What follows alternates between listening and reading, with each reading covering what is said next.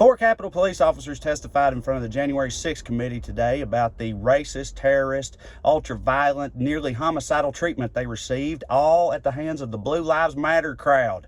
Yes, these officers were viciously attacked while thin blue line flags waved in the air. I say it all the time, these people are immune to irony. It was truly horrific testimony, and now Republicans all around the country are asking the same question. When will Nancy Pelosi be held responsible for this shit?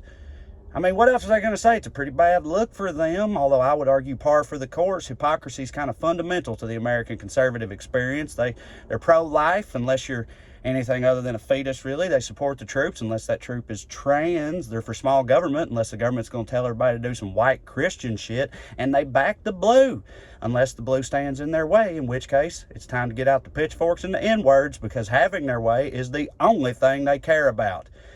They're like any mob of low-intelligence minions. They take on the characteristics of their overlord, and Donald Trump has proven time and again there is no one he will not betray to further his own interest. Ask Mike Pence about that. There's no loyalty amongst fascists. So if you're a high-level Republican hearing this today, what are you supposed to say other than continue to blame it on Nancy and Antifa? Listen, for the last time, it wasn't Antifa, okay? We had an immigrant lesbian slam poetry tournament that same day. It couldn't have been us. Leave Antifa out of it. I guess they could try to ignore it. Ted Cruz is on Twitter blaming COVID on Mexicans or some shit, because this is a difficult situation for them, which Democratic leadership needs to realize.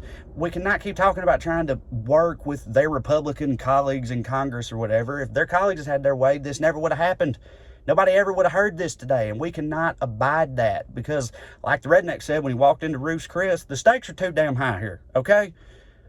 People like Joe Manchin and Kristen Sinema have got to understand that we need to move forward in spite of these people, because the fabric of our democracy hangs in the balance.